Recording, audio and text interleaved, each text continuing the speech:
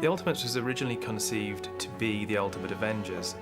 Marvel had a line of comic books that was too strong at that point. It was Ultimate Spider-Man and Ultimate X-Men. They were designed initially to be a new line of comics that would appeal to a younger marketplace. So the next one in line was always the Avengers, and I grew up loving the Avengers, but they had kind of lost steam a little over like the last few years, and everybody was a bit like, oh, this might be the one that doesn't work, because these characters individually in their own books too, like Captain America, Thor and so on, really were not at cancellation point, but really not hugely above cancellation point either. So the idea of putting all these guys who were verging on B-list at the time into one book wasn't necessarily a recipe for sales. With the Ultimates, Marvel wanted Mark and I to basically take the initial concept of the Avengers comic, which was their core characters, their lead characters of Captain America, Thor, Hulk, Iron Man, and a few other supporting members, and run with it without any reference to anything that had gone before. Yeah, I mean, the Ultimates sort of took on a life of its own. I mean, the Ultimate Universe started out as this sort of, I don't know if kid-friendly is the best word for it, although that was part of the intent. But then we started to realize that the bigger intent was sort of fan-friendly, new fan-friendly, the neophyte who sort of comes in and knows no continuity whatsoever. Most of their comics have been running for 30, 35 years and had been bogged down in a lot of continuity. Anybody trying to jump on board would find it difficult because things were being referenced from 20, 30 years ago. What they wanted with the Ultimate line was to find a starting point and try and build on the growing audience that was going to see movies like X-Men. So the Ultimate X-Men was designed to attract the audience of the X-Men movies. And actually, if you look at the Spider-Man movie, it's sections of the first Spider-Man movie are taken verbatim from the Ultimate Spider-Man comic book. It's a bit like, Peter Jackson taking over Lord of the Rings, and just sort of like doing it as best as he can for a big modern audience. That's the kind of attitude we've taken with the Avengers. So we started from scratch. We just started, from zero and just worked everything from the ground up. Just thought, what if you were creating these guys in a $150 million motion picture? How would you play this? How serious would you take it? And that was the starting point. It just went from there. It would have been easy to put in bigger name characters that sold well, just to guarantee the hit, but I knew it had to be the original lineup of guys, the Captain America, Thor, Iron Man, Hulk and so on, to get those classic Marvel characters all in the one book again, and appeal to the old fanboy, but hopefully make these guys cool again for a modern generation. Avengers at that time actually wasn't selling particularly well, so we didn't feel we had to conform to anything that had gone before anyway. And we were told we could kill characters if we wished. Steve Rogers didn't always have to be Captain America.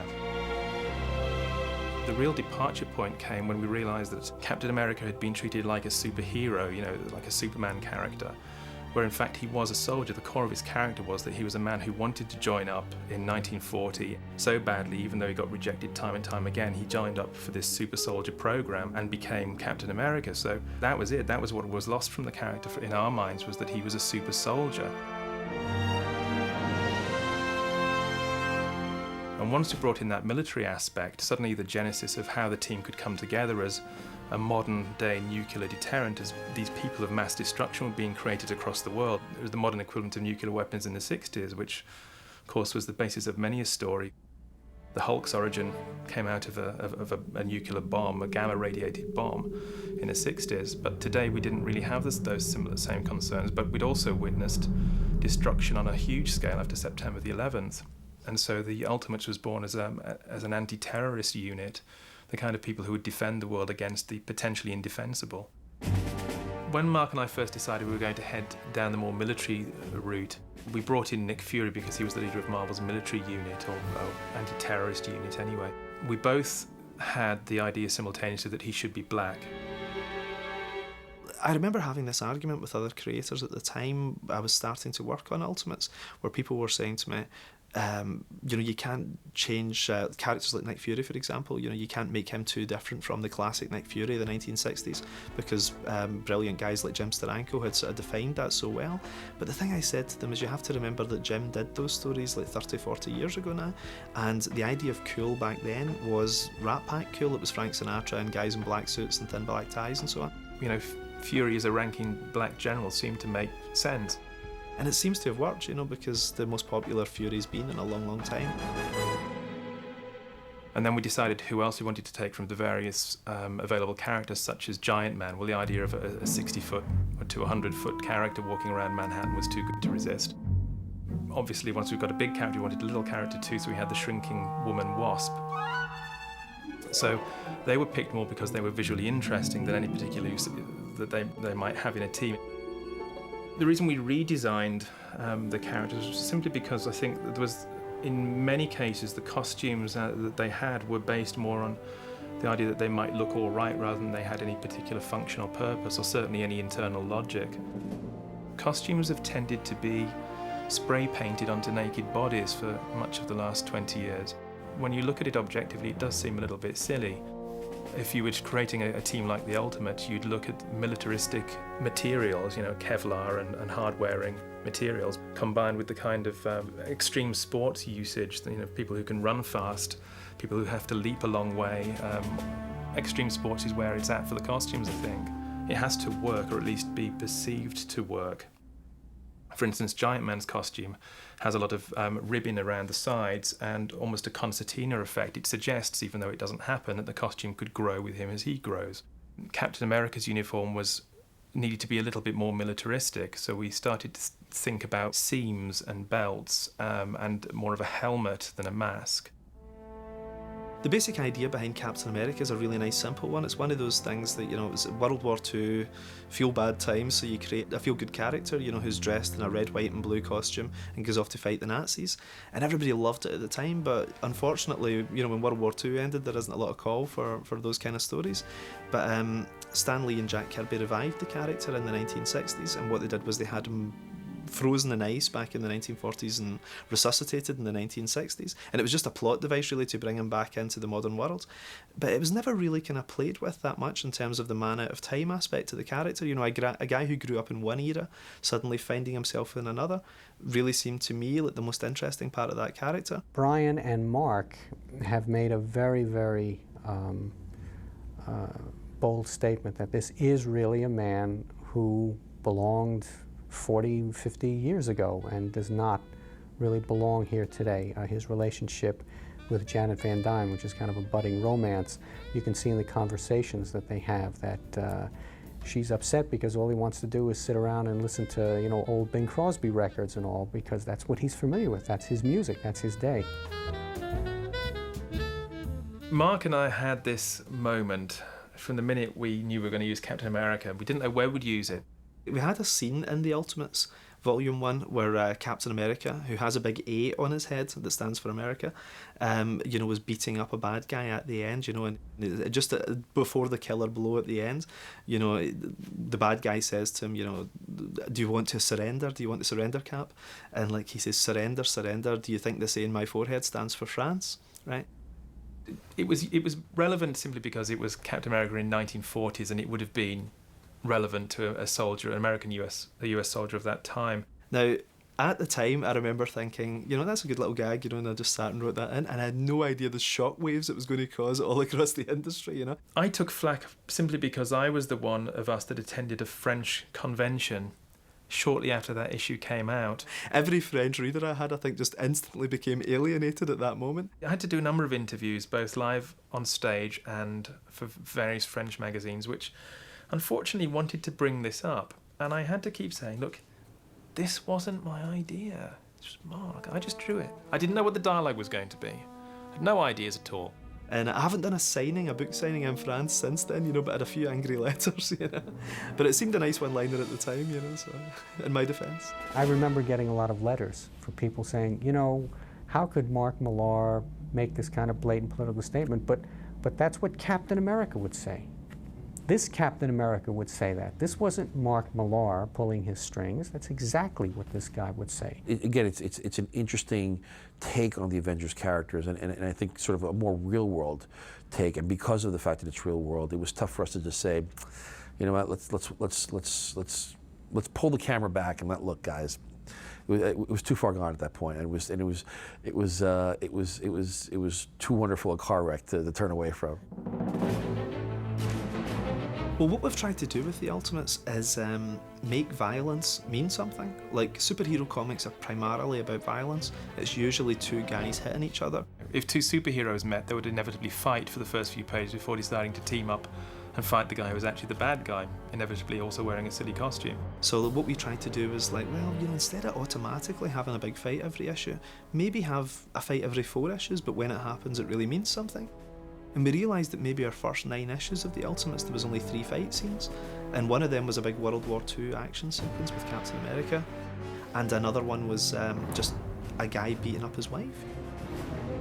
We had the fight between Giant Man and his wife in issue 6 of the comic, and the resolution to that happened in issue 8, where Captain America went and just beat up Giant Man. It was unusual, you know, we felt as if we were in sort of new territory with this stuff, because nobody had ever really done superhero fights in that way before. Giant Man proved to be utterly useless because although he could grow to 60 or 100 feet tall, he actually couldn't do anything once he got there because he was just proportionately strong. But when you're facing something like the Hulk, you're not invulnerable, so the Hulk could just tear you apart just as easily as he could a small person. So that played into the characteristics, really, of Giant Man. He felt inadequate, and he essentially was inadequate. I think you have to follow a certain sense of logic when you develop a character and say, this man's insecure, this guy has a volatile temper, this woman clearly has certain issues of self-esteem, and she's married a man who's inadequate. There's going to lead to a certain volatile relationship there. It gives you a certain sense of reality that I think a great deal of superhero books lack. When we knew that we were going to end up with Bruce losing control, becoming the Hulk, and rampaging in New York, we wanted to show what that was like, that it would be something on the level of September the 11th. People would die. In the Marvel Universe, I mean, you know, Hulk goes smashing stuff and nobody's hurt. You know, it's great for a Marvel Universe comic, and it was great, you know, in the 60s, and, you know, if you want to suspend belief that much. But if you're doing something like the Ultimates that really has that real-world sensibility to it, well, yeah, you know, when the Hulk has a rampage in Manhattan, X number of thousands of people have died. And how do you deal with that?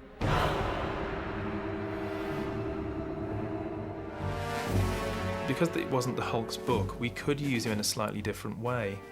And we actually did want the audience to lose sympathy with the character because we wanted to separate Bruce and the Hulk's personality and have Bruce basically living a life of penance for the actions of the Hulk, things he actually had no control over.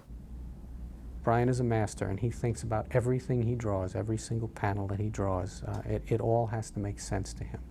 And when he and Mark talk, whatever they come up with, it's always good. No matter how much input I have into the creation of that story, he's essentially the writer, and, you know, I'll defer to his judgment. We seem to know when to defer and when not. As far back as issue 1, we've been doing this because the World War II sequence in issue 1 was originally about 7 pages, and by the time I'd finished with it, it was 19. We decided then to not be so compressed in our storytelling. American comics generally are fairly compressed, not as compressed as British comics can be, which are almost illustrated text stories for a long time. Japanese comics, on the other hand, are very decompressed in that you can do several panels just to show the path of a bullet from gun to the target. What we wanted to do was try and blend both the Japanese and American approaches and decompress where we felt it was needed. For instance, the mass parachute landings in issue 1 of Ultimates. Sometimes you just need to let things breathe, and sometimes you need to show things. Comics are a visual medium. A lot of writers tend to forget that and write radio plays and don't allow any scope for the visuals. This is a big budget comic book, and it's a summer blockbuster of a TV series, and you do need to show that. You do need to spend the budget, as it were. You need to show the scale of things.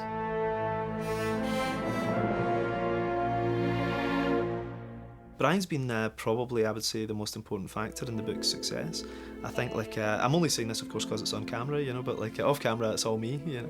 But, like, Bryan really, he's a bit like, you know, having the best cinematographer in the world, the best actors in the world, and the best director in the world, you know, all rolled into one overweight package down in England, you know. And what he does is, you know, he just makes the book look spectacular. All I have to do is write a semi-decent story, and Bryan just makes it look $1 million. It really does. Every page looks like I said before, it's a $150 million budget movie.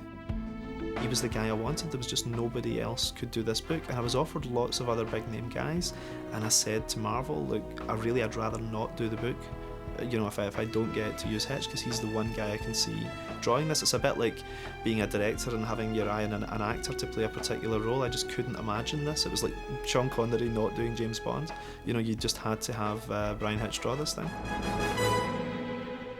I remember calling him at 10 in the morning. I think it was somewhere around about 4 in the afternoon before we finished speaking, and that was our first time talking. I mean, we have our arguments, you know. It's like a writer-director kind of relationship, but but the amount of things we have in common is pretty spectacular. There's only a few months between us, although I look much younger and much better.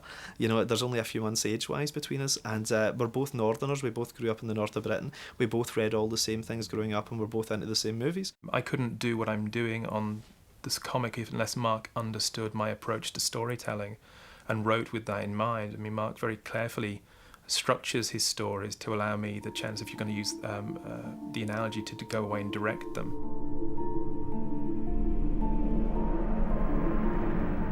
Ultimates 2 the plan was to do a sequel that was as worthy to the original as Godfather 2 was to The Godfather, or Empire Strikes Back was to Star Wars.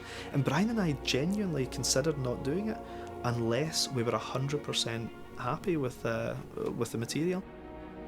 So you look for a challenge, and what Mark suggested that he had in mind for the second volume got me sufficiently interested. And we met up several times, we were on the phone every day, we came up with everything. And it was only once we thought this was better than what we had before, that we didn't diminish the property, we actually enhanced it, that we agreed to sign on for another year. Ultimates 2 is the best thing either of us have ever done. We're really, really happy with it. It's very tightly plotted, nicely written, beautifully drawn. It sounds big-headed to say, but we did always feel that we were onto a winner with this thing. The Ultimates has been our baby from the start, you know. Like, I like to think of myself as the father and Bryan's the mother, you know. But the two of us have always, you know, just from day one, had 100% enthusiasm and 100% confidence in this in a way that we've never had with any other project we've worked on. We just knew this was going to work and it was going to be good. Hopefully we've created something that will be remembered in 20 years or more. Hopefully it's a classic. It's been a good change for the Avengers. It's been a great change. It's been an injection of fresh blood. And I think it's really helped sort of set the book on its ear and set a new precedence for the book. We're both very excited actually, because it's we see our work as a film when we're doing it. It's going to be very interesting to see what essentially has been static imagery, you know, brought to full fluid life.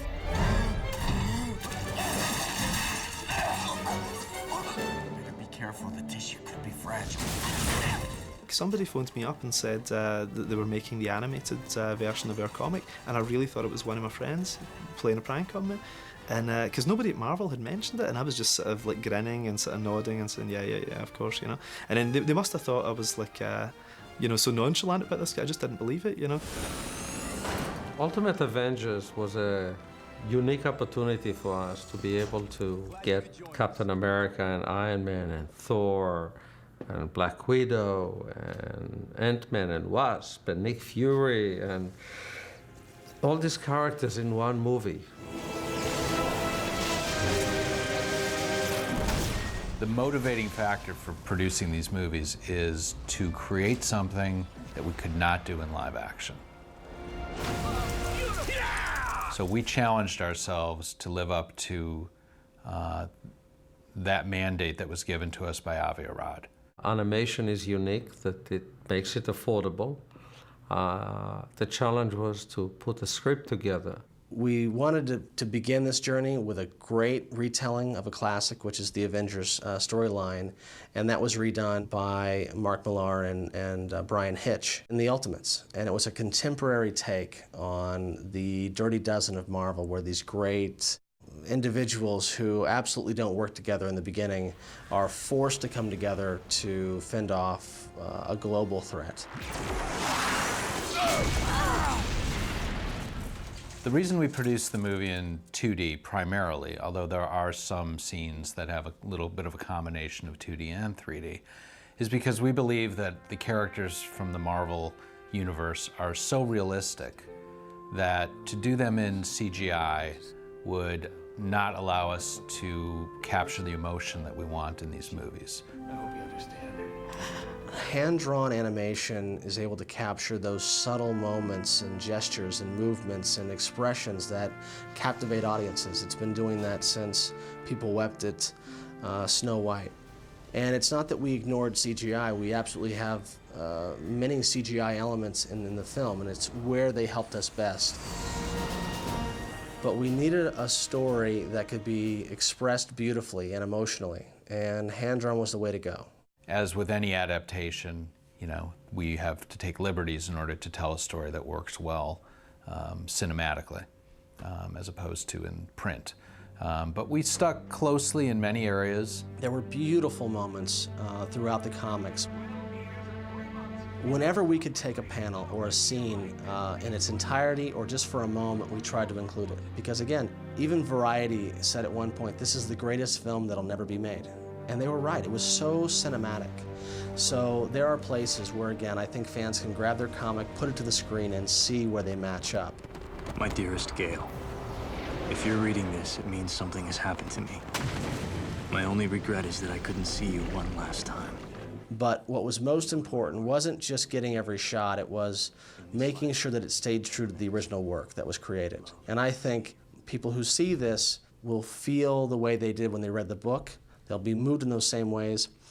And I think they'll be getting the kinds of characters that they enjoyed in the original series. Each one of the superheroes is a movie by itself. And obviously we are following it with number two. Number two, we add other people into the team. The Black Panther is introduced in this movie. Wakanda is revealed for the first time. So visually, it's an incredibly different movie. I designed some characters for what's going to be the second release, Ultimates Avengers 2. I designed some characters specifically for that because we hadn't used them in our book, and they wanted to get my take on them before they had the animators work on them. So I've had some involvement in it, and it's been nice that they've wanted to connect the two elements fully. And it's nice that they saw this as good material to use, because they could have easily just done something more out of Marvel's more traditional stable, because this was a new take on old characters. And I think that being our second project, we now knew what we were getting ourselves into, and we were able to really, really craft an incredible movie on all levels. It's been really exciting for everybody involved, because we came at this project with all the right intentions. To do right by our fans first. They've been with us too long to not have something with them specifically in mind from the beginning to end created. And we hope they love it as much as we loved trying to make it for them. You know, and the idea of seeing your ideas illustrated in a comic page is brilliant. You know, there's no greater thrill than seeing these pages coming back, other than seeing them moving and talking. So, you know, I'm looking forward to this probably as much as anyone, if not more than anyone. I think I'm going to be delighted with it one way or the other. The kids are going to love it. My kids don't read my comics, but they'll sit and watch this. I mean, that's great.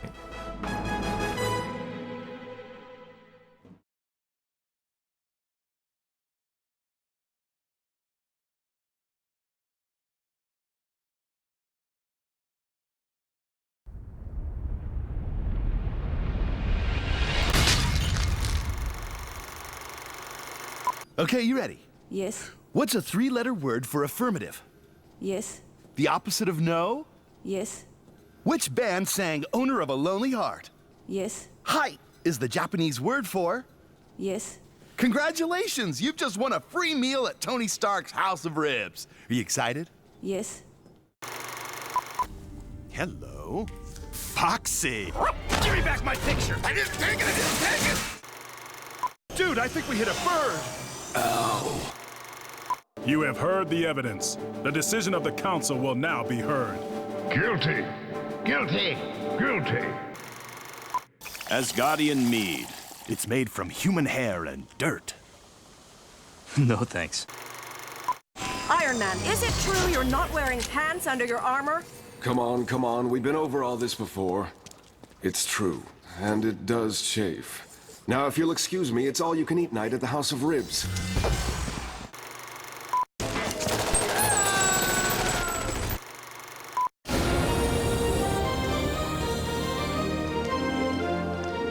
Captain Solo in the cargo hold and prepare for transport to Jabba the Hutt. He's all yours, Bounty Hunter. Thank you, Lord Vader. Glad you could join us. Hey, Cap, when we're done here, let's hit this rib joint I saw a few miles back. I regret nothing!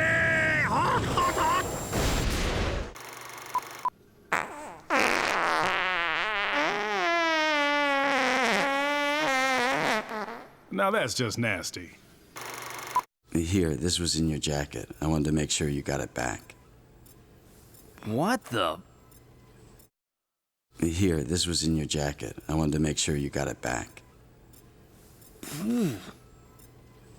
Here, this was in your jacket. I wanted to make sure you got it back. Good to see you, Stark. You're lucky. I was at the rib place right across the street. First, make sure the machine is plugged in. Next, add your favorite juice, open the containment chamber, and voila, you're ready to serve. Oh boy, delicious. That team, return to the shuttle immediately. That is a hostile craft. Thanks for the heads up, jerk!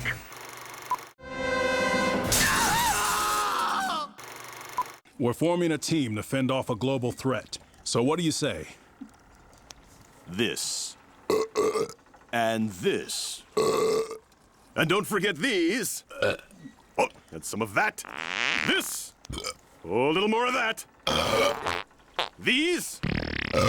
This one. And this. Okay, we get it. Wait. I'm not finished yet. Have a taste of these. Who's the chick with the hammer? Whoever she is, I hope she likes ribs. Next on Dancing with the Stars, Cap shows us some fancy footwork. Hulk! No want ribs! Hey, Cap. I brought someone by to see you.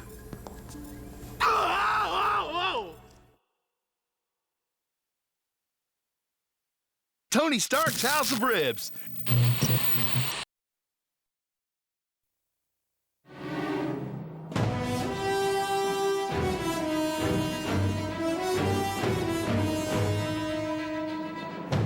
We wanted to tell Iron Man's origin from the point where he's part Howard Hughes, James Bond. Rhodey, I'm kind of in the middle of something here. To the point where he's desperately ill and a complete changing of his personality from looking inward to looking outward. This is his story. This is his journey. No one needs to see Ultimates 1 or 2 to watch this movie. We hope they do, of course. We wanted to tell Iron Man's origin, but tell it for, I guess, more of a contemporary time. Iron Man is based on no comic book, no graphic novel, no pre-existing artwork. So we gave our producer, our director, Frank Parr, the run of the mill. You have to remember, in the comic book, you know, all the story was told in, you know, like a page. And so there's a lot of in-between that you have to fill in. This is a film about East meets West. It's technology versus mysticism and magic. So the ability to use CGI and make it look natural, you know, was something that was an easy decision for us. The Iron Man suits, the elementals who are made of stone to begin with, that's where we're primarily going to be using the CGI. Their souls will be offered as payment for... Okay, that's the company line. Now what about you? I have a responsibility. The little quiet moments, Tony Stark and Lee May out on the balcony, you know, you got to play those kind of scenes the way they should be played, and that is sometimes at a slower, more quiet pace. I would advise you not to lose sight of your responsibility, Lee May. My responsibility is the only thing that keeps me here. All of the components that we've discussed really make this an outstanding film and make it unique in many different ways. The beautiful thing is that they've all come together and they're all working. I think creating the fiber of his character is almost as important as designing cool action sequences. Otherwise, it's just one big toy commercial. Hopefully, if we've done our job right, you can watch this movie several times and pick out new things that we can put in. It allows you to find a guy who isn't necessarily a bad person, but could be a hell of a lot better. And that's really his first start.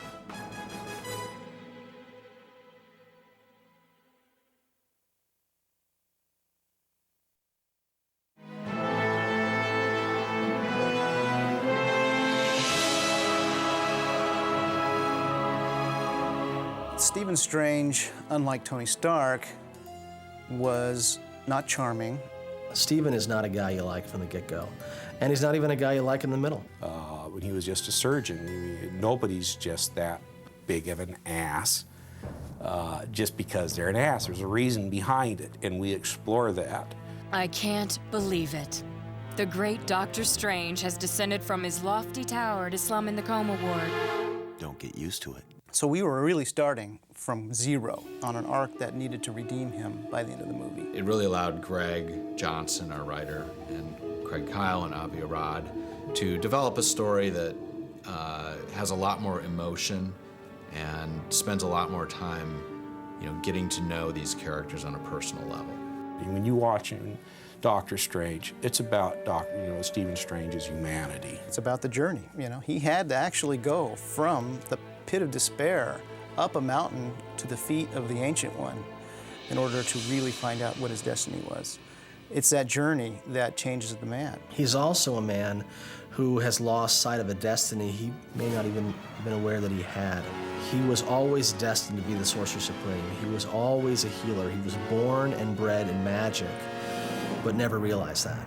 And it took a nasty, vicious turn in life to throw him back on the track he walked away from ages ago. You're dealing with themes of magic within this show. We've loaded all sorts of little goodies within a lot of the design elements for people to sift over and try to make some kind of meaning out of. Avi Arad challenged us to come up with stories that would be impossible to produce in live action for any reasonable budget. And I think that challenge has been met.